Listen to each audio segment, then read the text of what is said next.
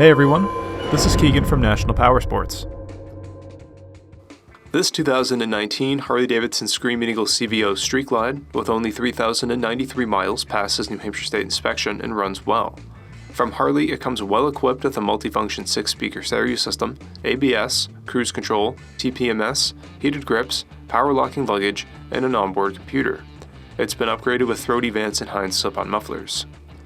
With a long history of producing factory customs under its belt, Harley doesn't disappoint with the CVO Street Glide. It's powered by a 117 cubic inch twin-cam Milwaukee 8 motor that puts an impressive 125 foot-pounds of torque and 105 horsepower through a 6-speed transmission. With this bike, you get classic Harley styling, ample accommodations, spacious storage, and protection from the elements. It weighs in at 842 pounds and has a seat height of 27.4 inches.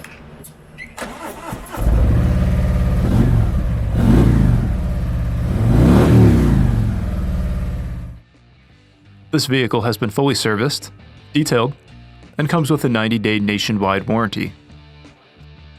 We have also purchased the CycleCheck's Vehicle History Report. You can view this report by clicking the link on the right side of the video.